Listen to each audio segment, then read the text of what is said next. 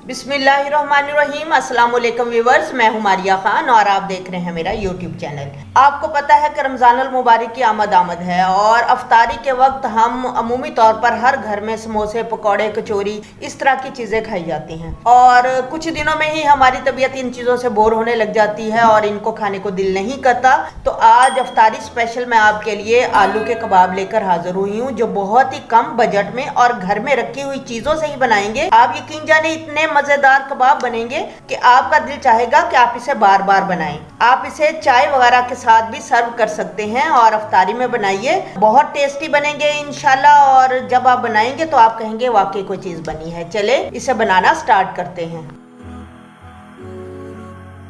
और ये डबल रोटी के 3 स्लाइस थे, इनको मैंने इस तरीके से चॉपर में डाल के और इनके इस तरह ब्रेड क्रम्स बना लिए हैं। सबसे पहले हम आलू को कद्दूकश कर लेते हैं। यहाँ पर मैं दिखा दूं, एक प्याज मैंने बड़ा लिया है, इसे भी मैंने इस तरह बारीक चॉप कर लिया है, धनिया लिया है। और चलें बाकी स्पाइसेस हम बीच में डिस्कस करते हैं। सबसे पहले हम इन्हें कद्दूकश कर लेते हैं। यहाँ पर आप देख सकते हैं कि सारे आलू मैंने कद्दूकश कर लिए हैं। अब हम इसके अंदर सबसे पहले डालते हैं स्पाइसेस।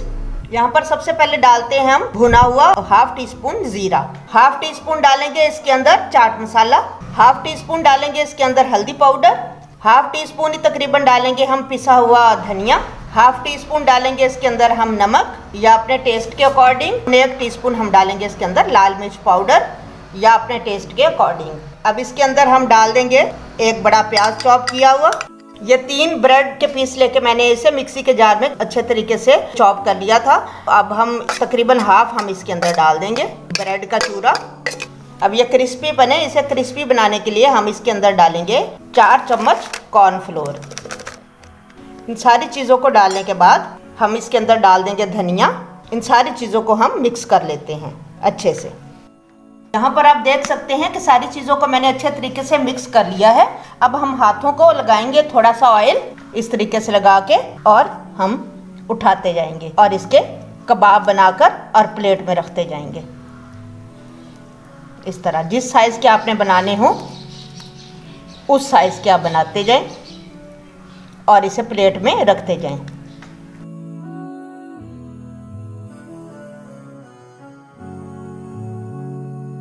इस तरह घुमा घुमा के इन्हें गोल शेप दे लें आप।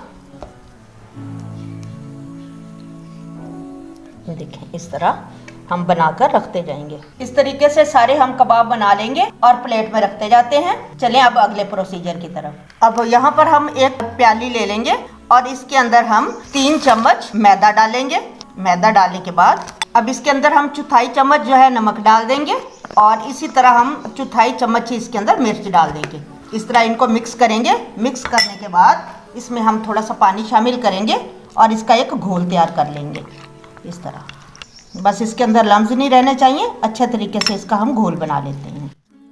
इस तरीके से आपने इसका घोल तैयार करना है। इसकी कंसिस्टेंसी देख लें आप, इतना होना चाहिए। चलिए अब इन्हें फ्राई करना शुरू करते हैं। अब इस तरीके से हम एक कबाब उठाएंगे और इसके अंदर हम अच्छे तरीके से डिप करेंगे। उसके बाद हम इसे डालते जाएंगे। कबाब डालने के बाद 2 मिनट तक आपने इसे बिल्कुल नहीं छेड़ना। 2 मिनट के बाद हम इसकी आहिस्ता से साइड को चेंज करेंगे। अब आपके सामने है कि हमारे कबाब ना कहीं से टूट रहे हैं ना बिखर रहे हैं, अच्छे तरीके से फ्राई हो रहे हैं।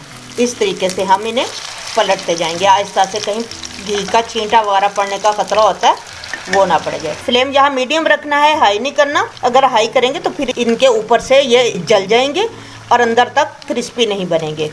इस तरीके से इन्हें हम थोड़ा थोड़ा हिलाते हुए इनको अच्छी तरह गोल्डन करेंगे। गोल्डन करने के बाद फिर हम इन्हें निकालेंगे। कम से कम हमें 5 से 6 मिनट इनको पकाने में लग सकते हैं। यहाँ पर आप देख सकते हैं कि कबाब हमारे गोल्डन हो गए हैं। अब हम इन्हें निकाल लेते हैं प्लेट में। ये देखें, अब हम और कबाब डालते हैं।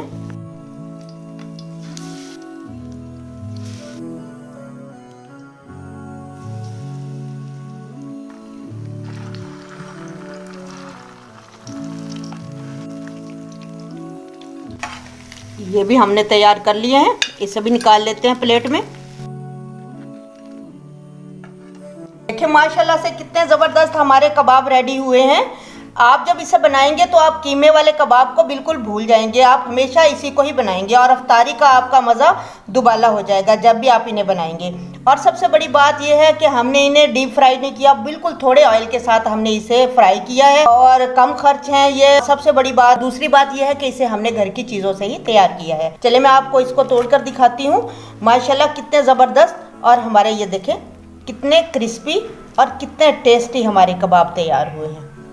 आप इसे मीठी चटनी के साथ चाहे सर्व करें, चाहे आप दही की चटनी के साथ, केचप के साथ, जैसे आपका दिल चाहे आप इसे सर्व करें, बहुत ज़्यादा टेस्टी बनेंगे। आई होप कि आपको मेरी ये रेसिपी अच्छी लगी होगी। अगर अच्छी लगी है तो लाइक और शेयर ज़रूर कीजिएगा अपनी फ्रेंड एंड फैमिली के साथ, और अगर आप चैनल पर नए हैं तो मेरे चैनल को सब्सक्राइब ज़रूर कीजिएगा, ये आपकी तरफ से मेरे लिए हौसला अफजाई होगी। अब मैं आपसे मिलूँगी एक नई वीडियो के साथ। अपना बहुत ज़्यादा ख्याल रखिएगा। मारिया खान को इजाज़त दीजिए। अल्लाह हाफिज़।